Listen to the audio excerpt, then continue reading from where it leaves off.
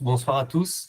Bienvenue dans cet atelier de lecture de cartes IGN avec l'application IGN Rando, pour lequel nous avons la chance d'avoir avec nous Xavier de l'IGN qui va donc animer cet atelier, donc qui vous expliquera tous les secrets des cartes IGN afin de vous permettre de mieux comprendre comment ces cartes représentent le territoire et comment aussi les utiliser dans l'application IGN Rando. Donc pour cet atelier, on vous conseille d'utiliser un PC pour le suivre, en tout cas un grand écran pour y voir un petit peu mieux. Pendant l'atelier, nous allons lancer des quiz auxquels vous allez pouvoir répondre. Donc vous allez les voir apparaître à l'écran et vous pourrez donc participer à ces quiz pour essayer de trouver la bonne réponse donc concernant des petits secrets des cartes IGN. Je remercie également Sébastien et Anthony qui sont avec nous aujourd'hui et qui vont répondre à vos questions par écrit. Donc, dans cet atelier, nous ne pouvons pas donner la parole à tout le monde parce que vous êtes déjà très nombreux, environ 165 personnes connectées actuellement. Donc, pour poser des questions tout au long de cet atelier et pour voir des réponses, vous pouvez utiliser le bouton qui se trouve en bas à droite de votre fenêtre de navigateur avec une grille de points. Donc, c'est le bouton « Outils de la réunion ». Et ensuite, vous avez un bouton « Des questions ». Et donc, c'est à cet endroit-là que vous pouvez poser une question. Et pour ceux qui nous suivent sur un téléphone ou une tablette, vous avez l'équivalent derrière un bouton avec 3 points. Et ensuite, vous avez ce bouton « Outils de la réunion ». Donc, pour poser vos questions, vous passez par ce bouton-là, donc le bouton « Outils de la réunion » puis « Des questions », vous posez vos questions, et nous, on va copier vos questions, les coller dans le chat et y ajouter la réponse. Pour des questions plus complexes, vous avez l'adresse mail qui s'affiche sur l'écran actuellement, ignrando@ubicarta.com, qui vous permet de poser vos questions un peu plus complexes auxquelles on prendra le temps de répondre en 2-3 jours en moyenne. Voilà, nous avons également une chaîne YouTube dans laquelle vous pouvez retrouver tous nos ateliers et d'autres vidéos liées à l'application IGN Rando. Donc, nous allons vous mettre le lien de la vidéo de la chaîne YouTube dans le chat. Également, pour ceux qui voudraient donner une note à l'application, vous pouvez le faire donc en scannant le QR code qui s'affiche à l'écran ou directement depuis votre application mobile IGN Rando et l'onglet Profil, sachant que nous avons actuellement une note à 4,5, donc toutes les notes en dessous de 5 feront baisser la moyenne. Donc voilà, nous vous demandons d'être indulgents afin de, si vous voulez nous soutenir, de nous donner une note de 5 sur 5. Pour ceux qui regardent la vidéo en replay sur YouTube, n'hésitez pas à poser des questions en commentaire sous la vidéo et nous allons y répondre le plus rapidement possible. Vous pouvez également liker la vidéo, vous abonner à notre chaîne pour être informé des futurs ateliers que nous organisons. Enfin, nous allons vous partager le lien de l'agenda des prochains ateliers. Donc, nous avons 3 ateliers qui vont arriver dans les prochaines semaines, auxquels je vous invite à vous inscrire également, sachant que si vous ne pouvez pas assister à un atelier, n'hésitez pas à vous inscrire quand même, parce que ça vous permet d'avoir accès au replay de l'atelier dès le lendemain ou le surlendemain de cet atelier. Voilà, je m'arrête ici pour l'instant. Je donne la parole à Xavier qui sera avec vous pour la prochaine heure. Et puis, je vous rejoins vers la fin de l'atelier pour poser des questions qui reviendront souvent dans les questions et auxquelles Xavier apportera une réponse plus précise à l'oral plutôt que par écrit. Merci à tous pour votre présence et à tout à l'heure. Merci Angelo. Est-ce qu'on m'entend bien? C'est bon Angelo? C'est parfait. Super. Déjà, merci à toutes et à tous de vous être connectés et de participer à cet atelier. Donc, effectivement, Angelo l'a très bien dit, ça va être un atelier axé sur la lecture de cartes. Donc, je vais essayer de vous donner plein de petits trucs et astuces pour juste en ouvrant une carte, vous aider à identifier un paysage, un environnement par la simple lecture de cette carte. Donc, on va éviter de passer en revue la légende de la carte qui pourrait vraiment paraître très difficile déjà à présenter et en plus pour vous à assimiler. Le but, c'est vraiment des astuces, des trucs, une boîte à outils pour vous aider au quotidien dans vos activités de plein air. Angelo l'a dit déjà tout à l'heure, donc la présentation va être ponctuée de petits quiz. N'hésitez pas à y répondre, hein, ça va donner un peu de dynamisme à cette présentation. C'est toujours sympa de voir ce que les gens répondent à nos questions. Et dans un premier temps, on va voir quelques généralités pour répondre à la question « Qu'est-ce qu'une carte ?» Je vous ai mis ici une illustration qui provient de l'imaginaire du Seigneur des Anneaux.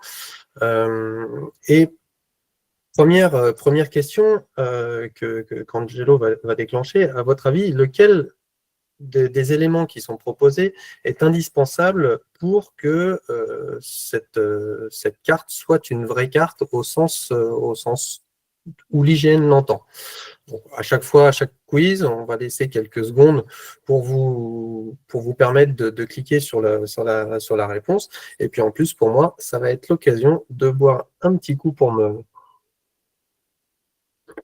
désaltérer un petit peu.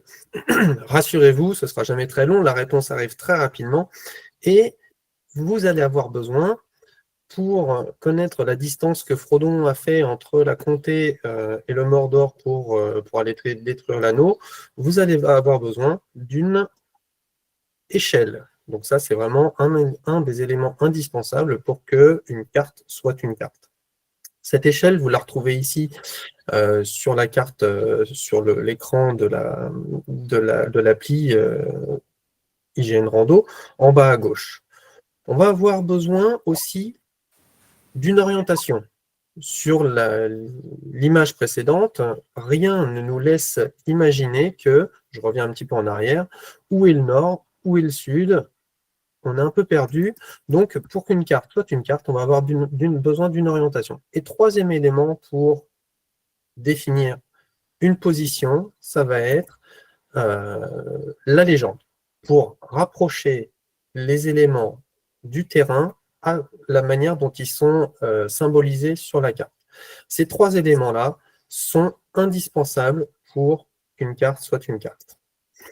On va prendre ces trois éléments, donc c'est vraiment le côté un petit peu général de la présentation, et je vais vous les détailler. À commencer par l'échelle. Sur une carte papier, l'échelle, déjà de manière générale, l'échelle, c'est un rapport de réduction qui est appliqué entre la réalité et la carte. Elle peut être écrite de deux manières différentes. Vous avez dans la partie haute, ici, des échelles graphiques et dans la partie basse, des échelles numériques.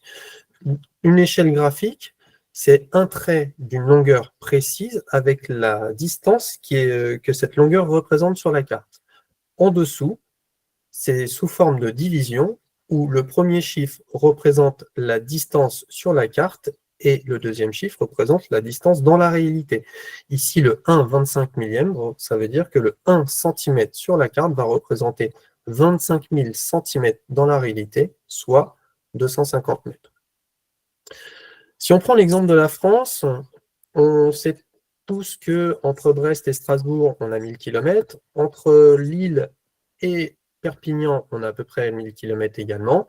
1000 km, on va le diviser par 1 million, ce qui va nous permettre de faire entrer cette France dans une carte d'1 mètre par 1 mètre à l'échelle du 1 millionième, où 1 cm sera représenté sur la carte par 10 km. Non, excusez-moi, une petite erreur, 10 km dans la réalité sera représenté par 1 cm sur la carte.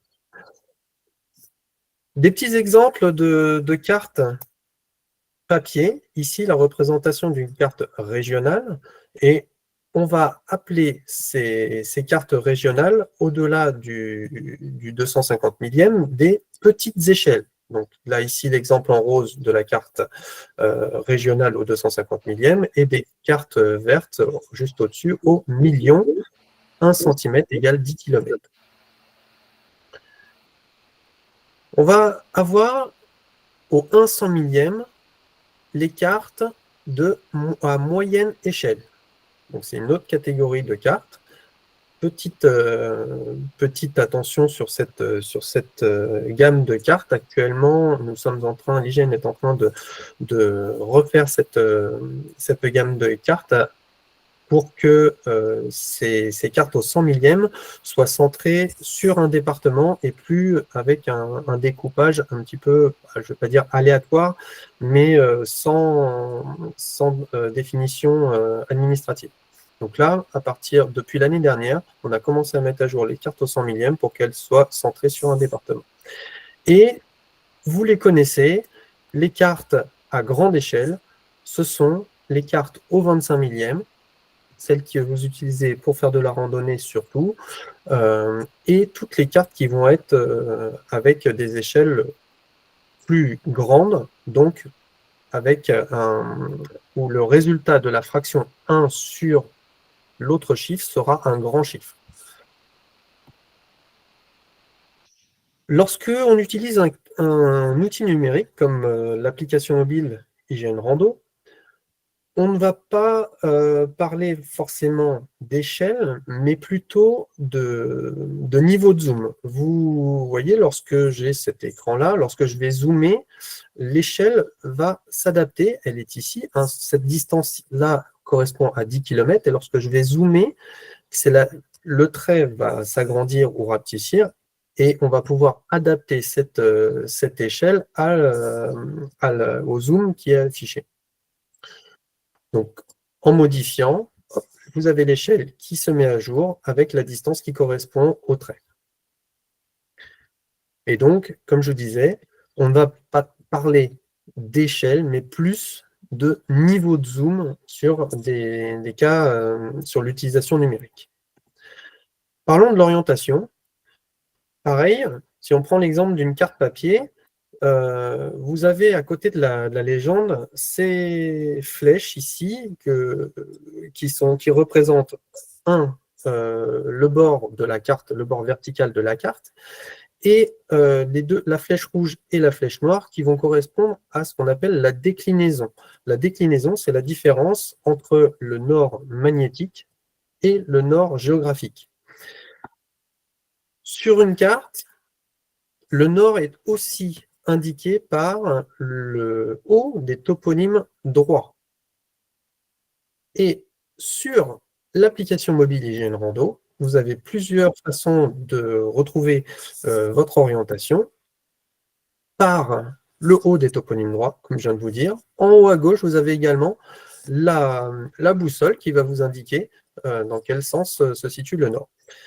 En bas à droite, la cible ici est bleu et complètement évidé avec un fond blanc. Ça veut dire que vous n'êtes pas géolocalisé. Si vous cliquez dessus une première fois, une pastille bleue va remplir cette cible. Et si vous cliquez une deuxième fois dessus, la cible va transformer en flèche pour s'orienter en fonction de votre position. Donc, vous pouvez utiliser cette fonction pour orienter votre téléphone avec le chemin face à vous. Vous voyez en haut à gauche que la boussole s'est aussi inclinée avec parallèlement au toponyme. La légende, donc je vous l'ai dit tout à l'heure, c'est ce qui fait le rapprochement entre la réalité et sa représentation sur la carte. Sur l'application mobile IGN Rando, elle est située ici juste au-dessus de l'échelle, derrière le i. Lorsque vous cliquez dessus, vous affichez un menu avec les symbolisations qui sont utilisées sur la carte qui est affichée. Si vous changez de fond de carte, ici on est en plan IGN, vous pouvez recliquer sur le i et vous avez la légende du plan IGN qui va s'afficher. Maintenant qu'on a passé ces quelques généralités, on va s'attaquer au contenu proprement parlé de la carte Top 25 et donc tous les trucs et astuces. Lorsqu'on voit ça, on peut se dire qu'il y a énormément d'informations, c'est assez complexe, c'est très complet, mais ça peut paraître complexe pour des yeux non initiés, et on va décortiquer ça. Et on va s'imaginer que cette image est un millefeuille, avec, dans un premier temps, tout en bas, l'occupation du sol, ce que nous on appelle l'occupation du sol à l'IGN, ce qui va être composé des grandes surfaces, donc les champs, la végétation, l'hydrographie, etc. Tout ce qui constitue un petit peu le fond de la carte. On va rajouter par-dessus le relief, qui va être représenté par les courbes de niveau, l'estompage, les rochers, etc. Par-dessus, on va mettre, se surélever les voies de communication, les limites administratives, et on va s'élever encore un petit peu plus sur nos couches et on va atteindre les informations touristiques, la toponymie qui est l'étude des noms qui sont écrits sur la carte. Et on va détailler chacune de ces couches. À commencer, comme je vous ai dit, par celle qui est la plus basse, l'occupation du sol. On utilise plusieurs couleurs, notamment le blanc, qui va représenter donc des champs, des jardins, ou des zones de glaciers et de neige éternelle.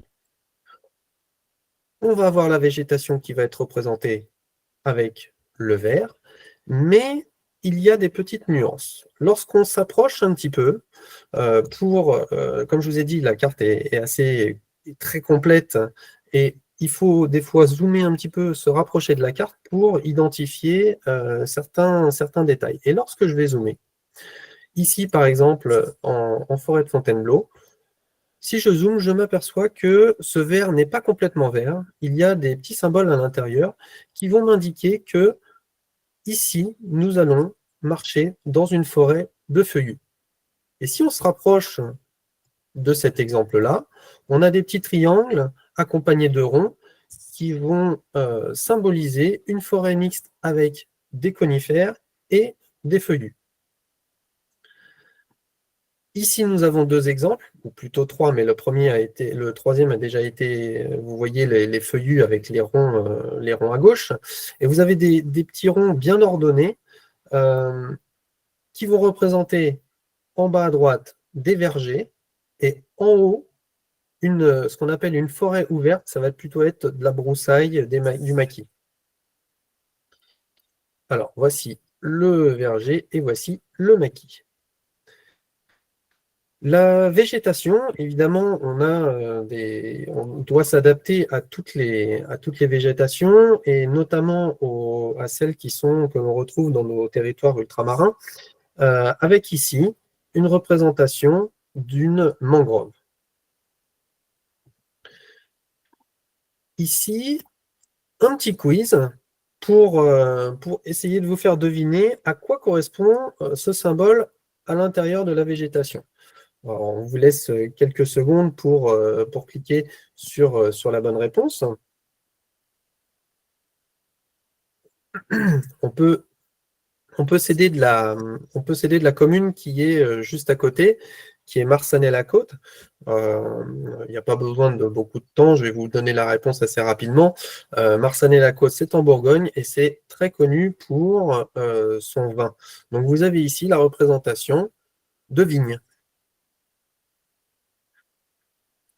Je vous l'ai dit, dans notre millefeuille, on va se surélever et on va regarder et s'attarder au relief. Le relief va être représenté de trois manières différentes, trois manières principales. Je vais en expliquer quelques-unes en plus, mais les trois principales vont être les courbes de niveau, les points cotés, qui sont ici représentés par un point et la cote et l'altitude à laquelle ce point est placé, et l'estompage.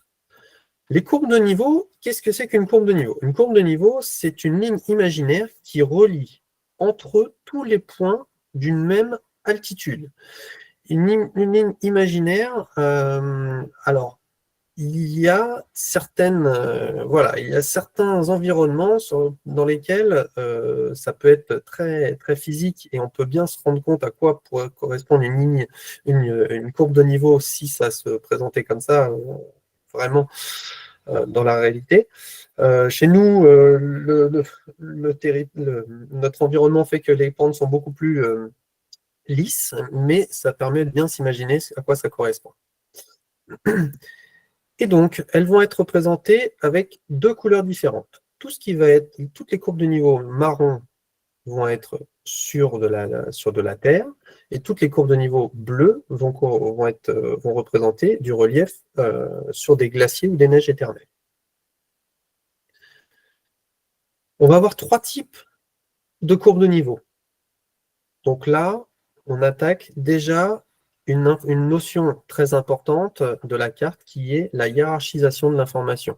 Une information est plus importante qu'une autre, ce qui va nous permettre d'en donner une importance, comme je vous ai dit, plus ou moins inférieure.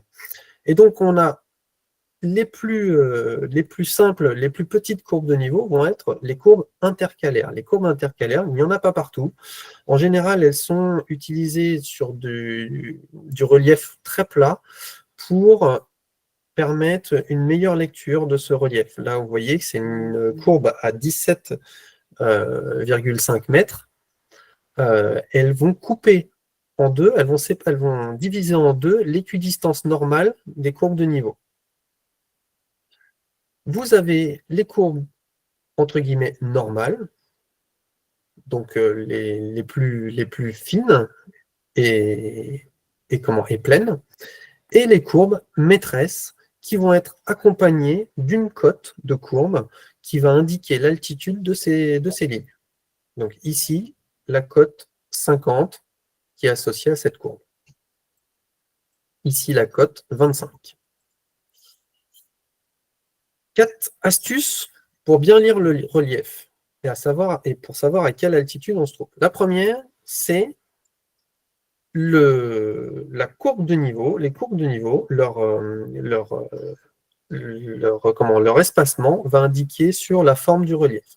On a dans l'exemple numéro 1 une pente assez forte mais régulière. Dans l'exemple numéro 2, une pente plutôt douce avec les courbes plus écartées et régulière aussi. Dans l'exemple numéro 3, la pente va être douce au début et va être plus forte en arrivant au sommet. On le voit bien avec cette équidistance des courbes. Pardon, pas équidistance, peut-être cet espacement. Et l'exemple numéro 4, la pente va être forte au début et s'adoucir sur la fin vers le sommet. Ça, c'est l'astuce numéro 1.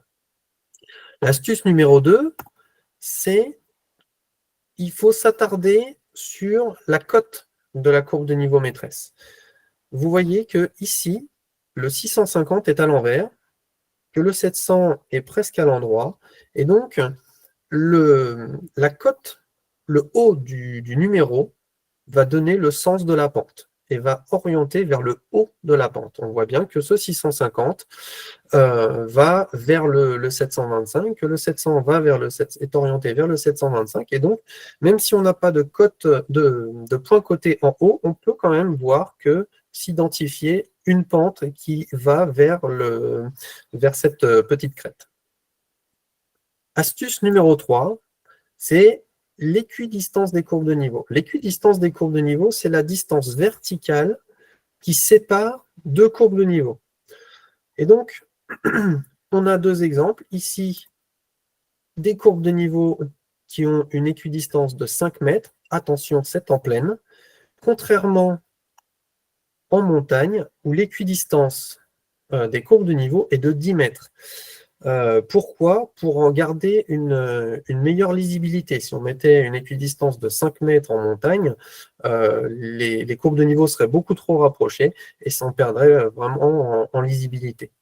Cette indication est bien sûr notée dans la légende de la carte au niveau de la symbolisation des courbes de niveau. Astuce numéro 4. un tout petit détail. On ne le voit pas souvent sur les cartes, mais vous voyez qu'il y a certaines flèches qui peuvent apparaître au milieu des courbes de niveau. C'est ce qui va montrer, ces flèches vont montrer une cuvette ou une dépression. Donc, on n'a pas suffisamment de place pour placer une cote. Ce n'est pas une courbe maîtresse. On va y mettre une flèche pour montrer qu'ici, on a un trou. Je vais passer au point côté.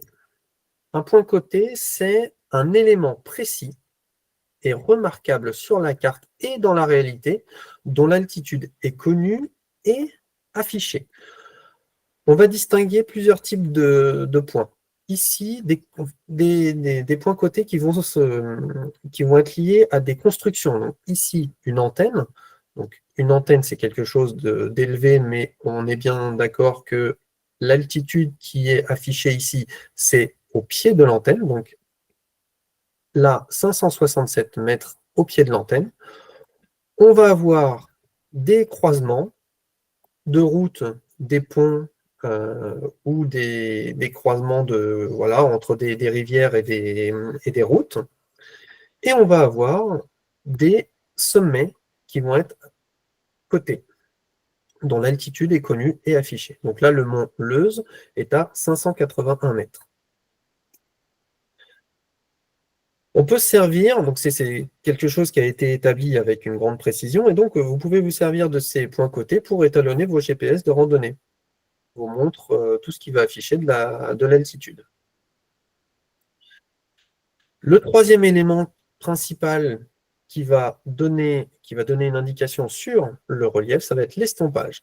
L'estompage, c'est la reproduction d'un éclairage oblique qui proviendrait du nord-ouest et qui va mettre en ombre les flancs donc opposés, sud-est, juste pour un but esthétique et pour faciliter la lecture du relief.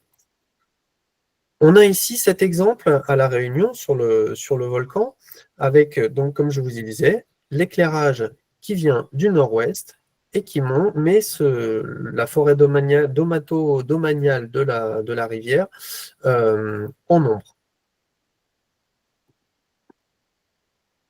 Deux petites astuces supplémentaires, deux représentations du relief supplémentaires. On va retrouver les rochers, les éboulis, donc des pierriers, ici représentés comme ça. Donc les petits points ici, ce sont les éboulis. Et les amas un peu qui ne ressemblent à pas grand-chose ici vont représenter les rochers.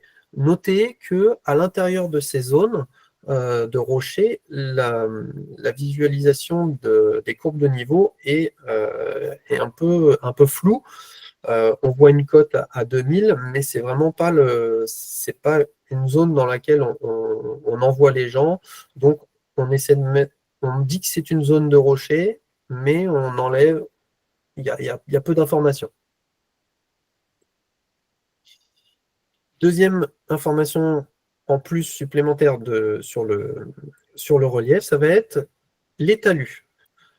Un talus, ça va être représenté par un trait accompagné de ce qu'on appelle, nous, des barbules. Ce sont des petits traits perpendiculaires et qui vont représenter donc soit des levées de terre, des fossés, des pentes qui vont être courtes, des remblais, et donc des pentes assez courtes puisqu'elles ne vont pas pouvoir être représentées par une courbe de niveau.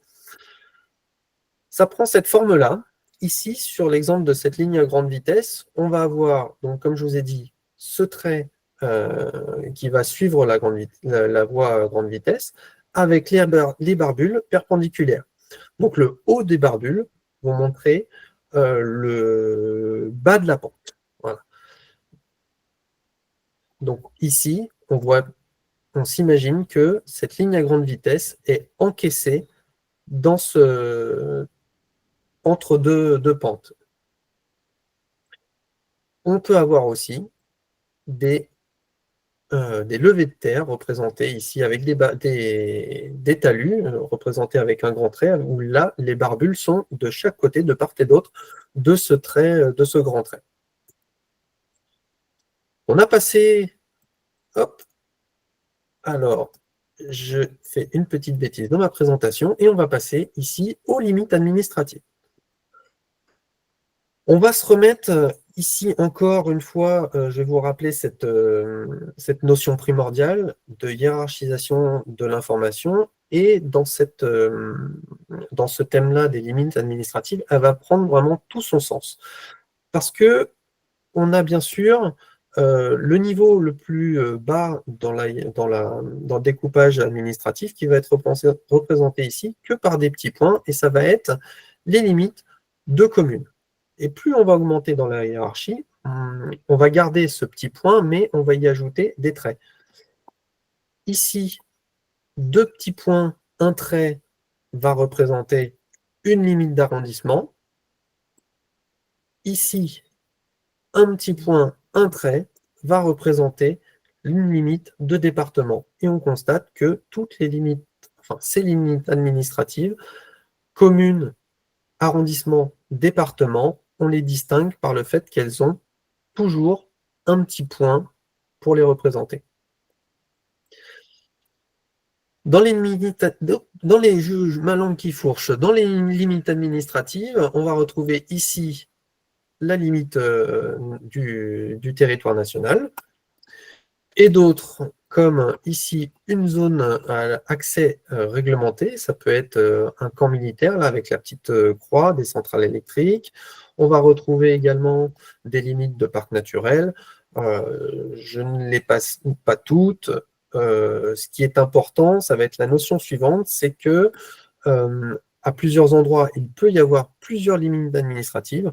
Elles vont se superposer, et donc on a cet exemple ici de limites administratives qui s'additionnent avec ici cette limite de département, qui va se confondre avec la limite de pays, qui va se confondre avec la limite de parc naturel. Les voies de communication.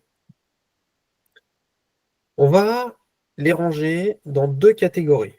D'un côté, les voies qui sont non carrossables, et de l'autre, évidemment, les voies qui sont carrossables. Comment les repérer sur le terrain? Sur la carte, sur le terrain, on sait, mais sur la carte plutôt. Ici, nous avons un très bel exemple de sentier. Le sentier a été façonné par le passage répété des piétons qui ont laissé derrière eux une marque et une seule marque. On a ici l'exemple d'un chemin qui est un sentier, même qui est non carrossable.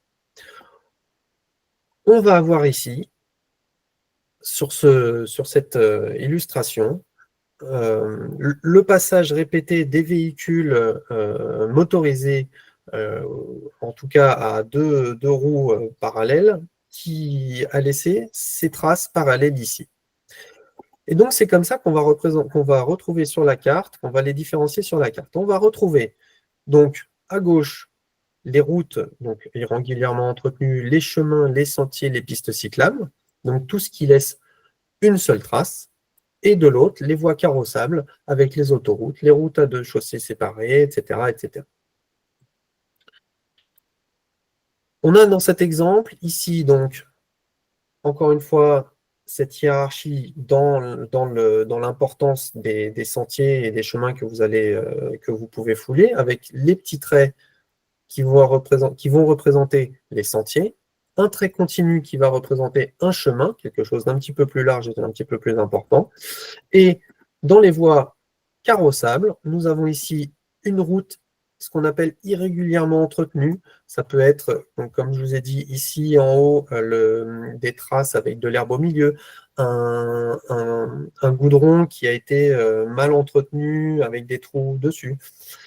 Et dans les voies carrossables, on va avoir les routes d'importance locale, donc en blanc, celles d'importance départementale ou régionale en jaune, orangé, et d'un niveau national et route principale en rouge. Et donc, alors, là, un petit extrait de la légende, avec en plus, vous pouvez constater qu'à partir de la deuxième ligne, enfin la première et la deuxième ligne en partant du haut, il y a des traits qui vont séparer ces routes, ça veut dire qu'il y a un terre-plein central sur ces voies de communication. Donc, ça va être des routes à chaussées séparées.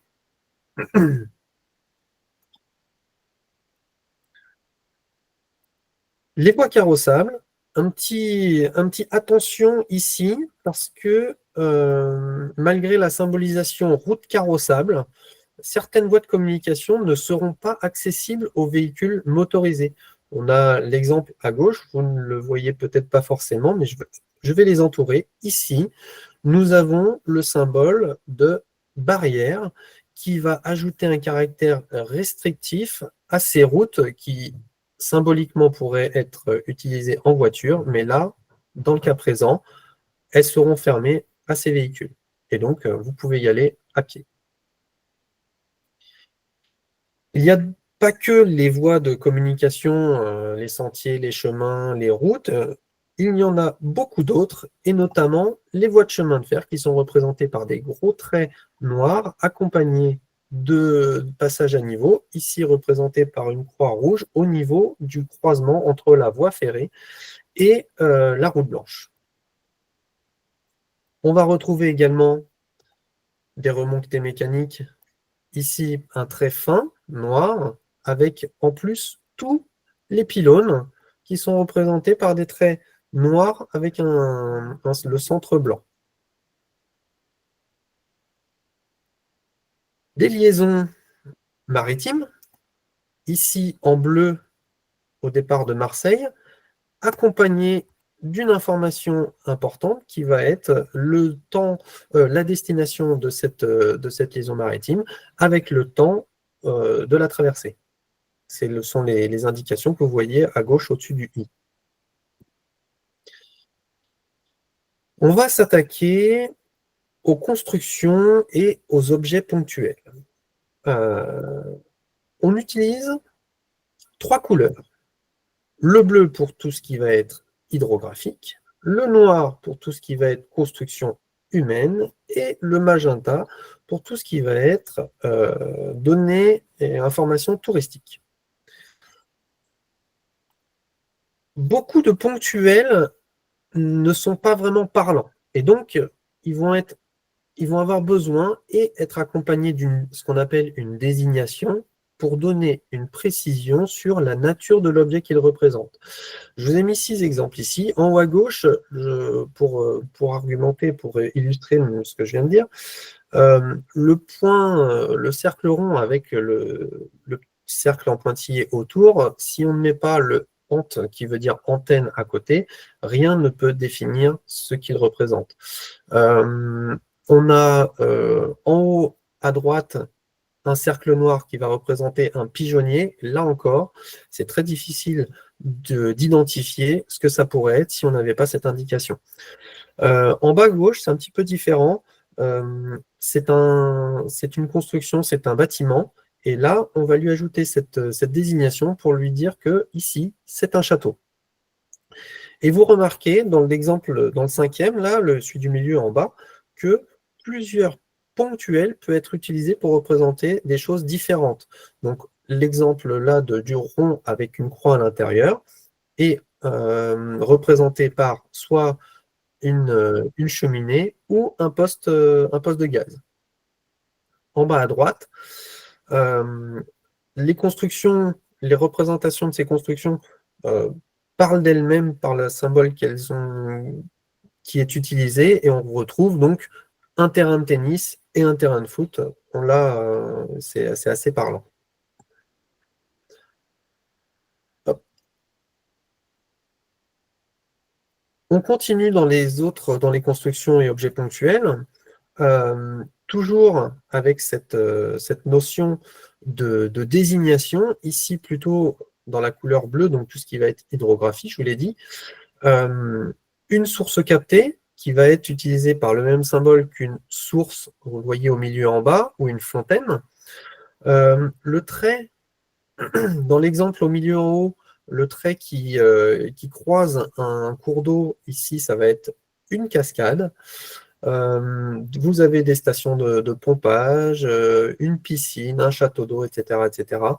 Donc, ce qui est important, Comme je vous ai dit, c'est pas le but, c'est pas de passer toute la légende en revue, mais bien de regarder la désignation qui est à côté de du ponctuel qui représente pour savoir ce qu'il y a sous ce petit dessin.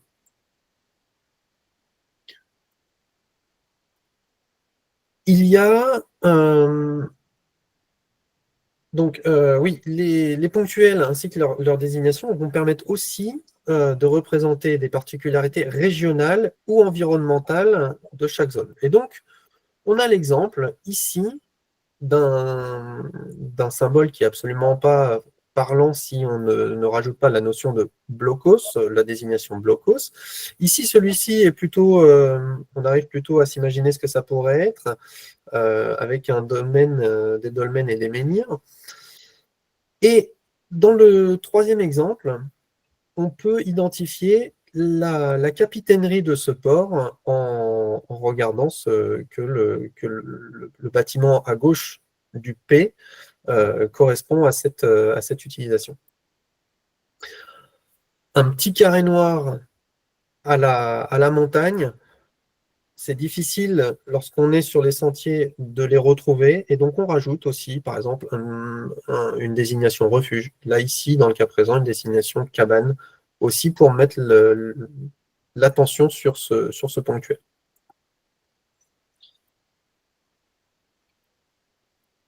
Un petit dernier, pour finir, et là, vous avez un petit quiz pour savoir, pour essayer de dire à quoi correspond ce bâtiment rouge. Alors, vous avez quelques secondes pour répondre à la question.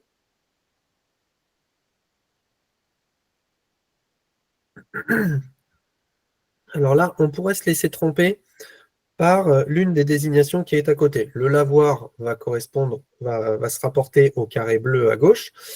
Le cimetière, ça va se rapporter à la zone avec les croix au-dessus, mais les carrés rouges, il y en a dans toutes les villes de France, et ça va représenter la mairie de cette commune. Donc, toutes les mairies sont représentées par un bâtiment rouge comme celui-ci. La toponymie, c'est un gros morceau parce qu'il y a vraiment beaucoup de choses à dire dessus. On va essayer d'être assez succinct, mais de vous en dire quand même pas mal. On utilise 5 couleurs. Le bleu, comme les ponctuels, réservés à tout ce qui est hydrographique. Le magenta, comme pour les ponctuels, tout ce qui va être touristique. Le marron, pour tout ce qui est orographique. L'orographie, c'est les côtes et les courbes de niveau. Le vert, dans certains endroits, va être utilisé pour la végétation, forcément.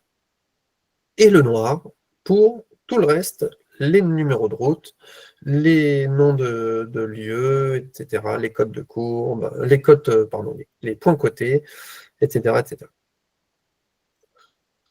Et on va distinguer, à part ces couleurs, 2 formes de typographie. Les toponymes droits et les toponymes italiques. Vous savez peut-être que l'IGN ne fait rien au hasard. Il y a une raison à cela, je vais vous l'expliquer. C'est les toponymes droits, ce sont des lieux qui sont des toponymes qui sont habités. On a 3 exemples ici d'une ville, Saint-Martin-Boulogne, ici donc un toponyme droit, lieu-dit habité. On a ici les exemples, alors ce sont soit des quartiers, soit des hameaux, Villebois, Varocry ou le Four à Chaux, qui sont aussi des lieux, des regroupements de maisons, donc toponyme droit. Et donc, les toponymes italiques, eux, sont des lieux-dits non habités. Ici, les 2 exemples, Bordenave, Loreham, sont des lieux qui sont connus certainement dans la région, mais qui ne correspondent à aucun regroupement d'habitation. Les toponymes hydrographiques vont être utilisés dans l'orographie, donc je vous ai dit tout à l'heure dans le relief, la vallée du Biros ici. dans l'hydrographie, le ruisseau d'Antras ici, donc tout ce qui n'est pas habité. Et encore une fois, cette notion, certainement la plus importante sur la carte, la hiérarchisation de la toponymie. Vous remarquez ici qu'on a la Garonne à gauche, la Garonne à droite. L'image de gauche a été capturée à l'embouchure donc en Gironde, alors que celle de droite a été prise, cette image a été faite au niveau de plus en amont, au niveau de sa source. Et donc, le toponyme va s'adapter à la largeur du cours d'eau. Et donc, plus on va remonter en amont, et plus les toponymes vont être petits. De même que les toponymes vont s'adapter à la surface de l'eau qui représente. Le lac d'Esparon est plus petit en surface que le lac de Sainte-Croix. Le lac d'Esparon est en minuscule, le lac de Sainte-Croix est en majuscule. Pareil pour les communes. Donc là, le Saint-Tropez, si on se réfère à cet extrait de légende à gauche, compte écrit comme le Carnac, entre 1000 et 5000 habitants. Même notion pour les parcs naturels, pour les naturels régionaux, les parcs nationaux, etc. Un toponyme peut également porter en lui une information administrative. 3 exemples. Saint-Tropez, mot, vanne. Notion administrative, nous retrouvons ici ces chiffres. Et là, hop, petit quiz, petite séquence quiz. À vous de dire à quoi correspond ce chiffre ou ce nombre. Quelques secondes de réflexion pour cliquer sur la bonne réponse ou sur celle que vous pensez être bonne.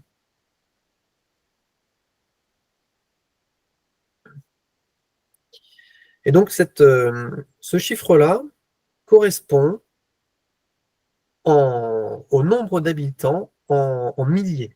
Donc, on sait que grâce à cela, que Saint-Tropez, il y a à peu près 4400 habitants. À Meaux, il y a 53 800 habitants. À Vannes, il y a 53 400 habitants. Mais on retrouve aussi ici cette notion de Saint-Tropez est un chef-lieu de commune. Ici, Meaux est une sous-préfecture, SP, et Vannes va être une préfecture, PF. Donc, on rajoute, comme je vous ai dit, cette information administrative. Dans les informations touristiques, là aussi, comme la toponymie, gros morceau, parce que la carte regorge d'informations touristiques, on va les distinguer, on va en avoir 3 types. On va représenter, on va avoir tout ce qui est ponctuel, voilà. On va avoir tout ce qui est linéaire, donc les itinéraires, et tout ce qui va être des toponymes. On va utiliser seulement 2 couleurs. Donc le magenta, donc pour les informations touristiques générales, et par exemple ce point de vue où même moi c'est un petit peu petit, il faudrait que je zoome sur cette symbolisation. Une aire de pique-nique ici, un gîte d'étape, etc., etc. Et autre couleur pour symboliser des informations touristiques, le bleu, pour tout ce qui va être lié à l'hydrographie ou à la montagne, avec par exemple ici un spot de sport nautique, un lieu de baignade et un port de plaisance. On a d'autres exemples, et notamment celui-ci, celui qui est le plus utilisé sur la carte, ça va être cette étoile magenta. Pourquoi cette étoile magenta est la plus utilisée? Pourquoi elle est importante? Parce qu'elle va permettre de mettre en valeur un bâtiment qui est construit et donc qui mérite l'attention ou qui pourrait être visitable, par exemple. Donc, cet exemple-là d'un beffroi et d'une église, on rajoute sur la symbolisation beffroi, qui est également la symbolisation d'une tour, et la symbolisation de l'église, une étoile pour leur donner un caractère touristique. On a d'autres ponctuels, comme je vous ai dit, bleu ici, un spot de ski de fond. En magenta ici, un départ de parapente, une table d'orientation en bas à gauche, en bas à droite, un départ de canoë-kayak, etc., etc. Les toponymes touristiques également sont importants. On va avoir deux représentations possibles, deux mises en avant possibles. Soit le toponyme est noir et il va être encadré en magenta, soit le toponyme est lui-même magenta. Donc là, ce sont des désignations, donc en italique, qui représentent quelque chose, un bâtiment touristique, avec l'aquarium, un musée, deux musées et un camping Le Soleil. On va voir d'autres informations touristiques qui, elles, sont liées à un lieu, à une commune. Avec l'exemple ici du Mont d'Or. Vous voyez ici, donc vous avez repéré juste en dessous, comme je vous l'ai dit avant, le 1,3 qui correspond, je le répète, à 1300 habitants au Mont d'Or. C'est un chef-lieu de commune, mais au-dessus, on a ce qu'on appelle des blasons.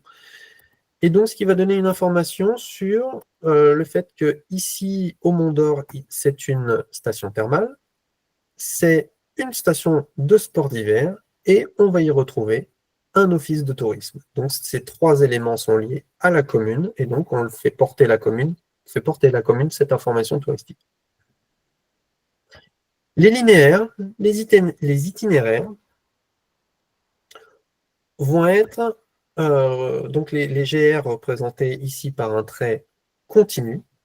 On va avoir les GRP, donc, qui sont les chemins de grande randonnée pédestre.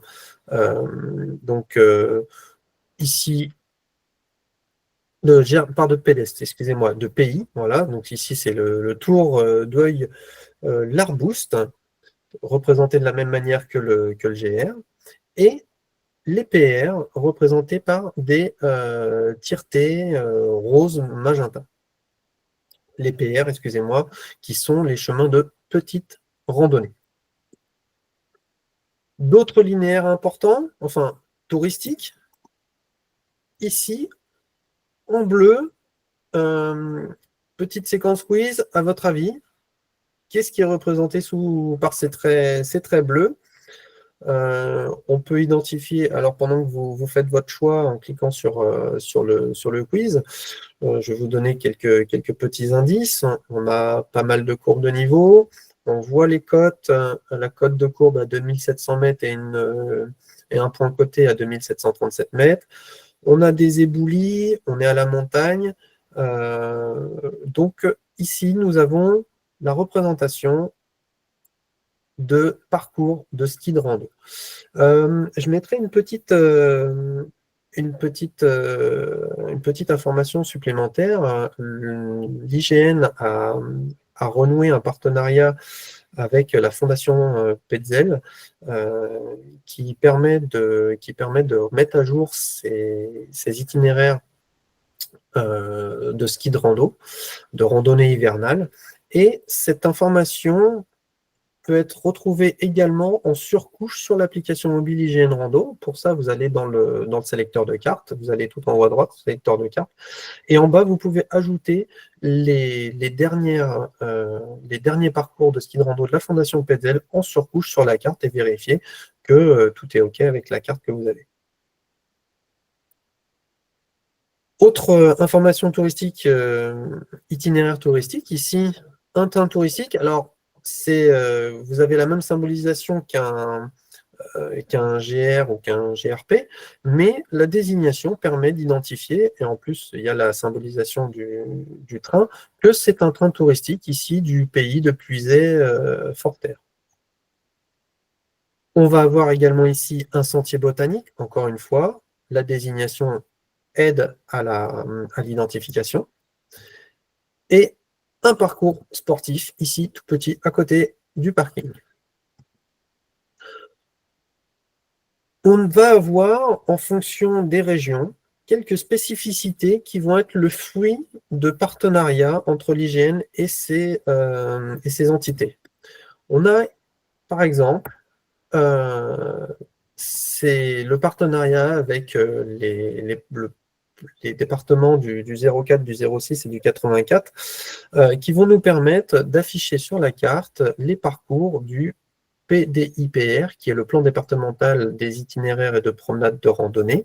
Et ça va être représenté, alors c'est uniquement dans ces départements-là, dans le 06, dans le 04 et dans le 84. Vous allez retrouver ici des petites cerises avec un numéro qui va correspondre sur le terrain à un poteau qui va être numéroté, et ce qui permet de faciliter l'orientation des randonneurs. Autre partenariat, ici, très localisé dans le massif des Vosges, certains le connaissent, c'est assez particulier de voir ça sur la carte. Ces triangles, ces ronds, ces croix correspondent aux itinéraires du club vosgien qui nous envoient leurs informations, qui nous, on retranscrit sur la carte. Autre partenariat, ici avec les itinéraires de l'Association des Amis de la Forêt de Fontainebleau qui nous envoie leurs sentiers qui sont représentés en bleu avec des numéros 16-16 que vous voyez ici, et donc qui sont retranscrits sur la carte. Celui-ci est incontournable pour beaucoup de randonneurs, pour beaucoup de marcheurs. C'est la symbolisation des chemins de Saint-Jacques-de-Compostelle. Petite information, la Fédération française de randonnée pédestre a numéroté les chemins de Saint-Jacques-de-Compostelle par tous les numéros qui commencent par 600 ou 60, etc., sont des chemins qui mènent à Saint-Jacques-de-Compostelle. On en a fini dans le descriptif et dans l'ouverture de notre boîte à outils. J'espère que vous avez appris pas mal de choses. Et on va s'attarder sur justement sur ce menu en haut à droite de l'application mobile IGN Rando qui va être le sélecteur de cartes. Et lorsqu'on l'ouvre, vous allez avoir ici, on va comparer les fonds qui sont disponibles, même s'il y a eu un atelier il n'y a pas très longtemps qui visait à faire cette démonstration. Ici, la top 25, la différence entre la carte IGN multi-échelle et la top 25, c'est que la carte IGN multi-échelle, l'échelle d'affichage va s'adapter au niveau de zoom, tandis que la top 25 va rester que sur la top 25, quel que soit le niveau de zoom. Et donc, on va comparer cette top 25 qu'on vient de regarder à l'instant, sur tous ces aspects, sur tous ces points, avec le plan IGN. Ça peut paraître beaucoup plus flou, mais on y retrouve vraiment tout ce qu'il faut pour se retrouver et s'orienter sur l'application mobile. Le plan IGN, c'est un produit qui est fait donc par l'IGN, mais qui est beaucoup plus à jour. Donc, sa mise à jour est faite au maximum tous les ans, contrairement à une carte top 25 qui est mise à jour beaucoup moins fréquemment que ça. Si on compare, on peut comparer ici avec la photographie aérienne qui est aussi disponible dans le sélecteur de cartes. Ce fond-là peut aider à identifier un passage si on a quelques doutes, peut-être un éboulis ou quelque chose comme ça, si on a un doute sur la carte. On va comparer ça aussi avec le fonds OpenStreetMap. Ce fonds OpenStreetMap est proposé n'importe où dans le monde, ce qui permet à l'application IGN Rando d'être utilisée de manière internationale. Et donc, on constate aussi qu'on retrouve des informations. On voit le pic de la tournette, on a des itinéraires, on a des courbes de niveau, on a des sentiers. Tout ce qu'il nous faut aussi pour se géolocaliser plutôt assez bien. Là, ici, j'ai poussé la comparaison assez loin, étant donné qu'on a, quand on rencontre des personnes qui arrivent en nous disant moi je viens ici sur le salon et j'utilise Google Maps. Voilà la comparaison entre ce qu'on peut trouver sur Google Maps et ce qu'on peut trouver sur la carte IGN. C'est vraiment quelque chose que l'on déconseille d'utiliser. En ville, ça peut bien marcher, mais quand on part à l'aventure, c'est quelque chose qui peut même être assez dangereux. En conclusion, vous avez maintenant pas mal d'outils, des choses peut-être que vous connaissiez, j'espère des choses que vous ne saviez pas, des connaissances qui vous permettront d'identifier l'environnement et d'imaginer de vous créer une carte peut-être mentale de ce que vous avez sous les yeux sur la carte papier, ce qui va vous permettre, grâce à tout ça, de créer des itinéraires adaptés et à votre activité et à vos capacités physiques. Mais cependant, on met un petit avertissement, la carte, c'est un outil indispensable, mais elle n'est pas infaillible. C'est le résultat d'un inventaire du territoire à un instant T. Et l'évolution du territoire fait qu'elle peut devenir obsolète avant la prochaine mise à jour de la carte. Donc, l'avantage d'utiliser les applications mobiles, c'est que vous n'avez pas à vous soucier de cette notion de mise à jour, parce que c'est fait automatiquement. Vous pouvez être sûr qu'avec l'application Hygiène Rando, vous avez la dernière version de la carte disponible. Cependant, si vous constatez des imperfections, des erreurs sur la carte, on vous invite fortement à les signaler via le géoportail.gouv.fr ou via l'espace collaboratif et on vous en remercie grandement.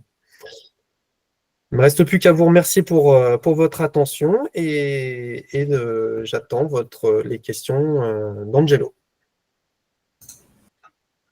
Merci beaucoup Xavier pour ce superbe atelier qui nous apprend tous beaucoup de choses. Donc pour les deux, trois questions là, que nous avons reçues et auxquelles une réponse un peu plus élaborée mérite d'être donnée, je propose de te les poser. Comme ça, tu peux faire le commentaire à l'oral. Et moi, pendant ce temps, je vais montrer sur le téléphone comment est-ce qu'on y accède. Ouais. Donc, je vais présenter l'écran de mon téléphone. Et donc, une question qui a été posée, c'était comment est-ce qu'on peut... Comment sont représentés les passages à gué sur les cartes IGN. Alors, je n'ai pas réussi à en trouver une sur la carte. Par contre, il n'y a pas vraiment de symbolisation passage à gué. Il y a des bacs, effectivement, il y a des gois. voilà, moi j'ai trouvé ça dans la légende. En général, la route traverse l'hydrographie. Ok. Donc on n'est pas sûr de trouver systématiquement ce symbole. Non, mais voilà, il y a une désignation avec le marqué gué. D'accord. Ok.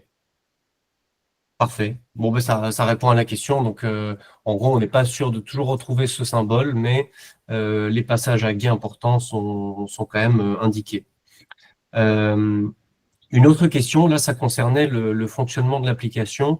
C'était comment faire une recherche de lieu sur l'application Hygiène Rando. Donc là, je te propose de me laisser répondre, si ça te va. Donc, ça, c'est l'écran de démarrage de l'application. Donc, on est directement sur la carte. Donc là, moi, j'ai choisi la carte Top 25, sachant que celle-ci est équivalente aussi et nous permet d'avoir une vue un peu plus lisible à d'autres échelles. Et donc, nous avons ici une barre de recherche en haut de l'écran qui nous permet donc soit de rechercher des parcours dans la zone visible ou des points d'intérêt dans la zone visible ou à un autre lieu. Et ensuite, lorsqu'on fait une recherche de lieu, par exemple, moi ici, j'avais fait une recherche pour la Bourboule. Donc, on a automatiquement une recherche de parcours qui se lance et on peut afficher avec ce bouton les parcours qui s'affichent. Mais si on veut simplement retrouver la localité sur la carte, on appuie sur ce bouton-là et là, on est amené immédiatement au niveau de la localité. Voilà. Je ne sais pas si on avait d'autres questions particulières qui ont été posées. Je pense qu'on est un peu plus d'une heure. Je propose qu'on s'arrête ici. J'en profite pour partager une dernière fois le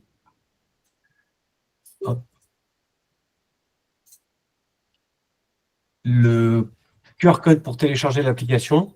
Et vous avez sur la partie droite un autre QR code qui vous amène sur la boutique en ligne et qui vous donne automatiquement accès à une remise de 3 € sur l'abonnement Hygiène Rando Plus pour la première année. Si jamais vous n'arrivez pas à utiliser les QR codes ou si vous êtes sur un ordinateur, on va vous remettre le code dans le chat. Donc, c'est très simple, c'est Hygiène Rando Avril. Donc, vous copiez ce code et vous l'utilisez sur la boutique en ligne dont nous allons vous envoyer le lien. Il est valable jusque... Qui est valable jusqu'à demain soir. Très bonne remarque. Parce qu'effectivement, c'est le mois d'avril. Donc, merci encore Xavier, merci à Sébastien, Anthony, Alexandre qui étaient présents également et qui ont répondu à vos questions tout au long de cet atelier. Je rappelle que vous allez recevoir d'ici 1 ou 2 jours un email avec un lien vers le replay de cet atelier. On vous envoie également le guide d'utilisation de l'application, le lien de notre chaîne YouTube pour retrouver nos autres ateliers.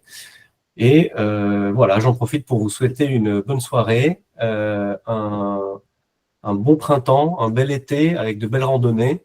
Et puis à très vite pour un nouvel atelier vers la fin mai.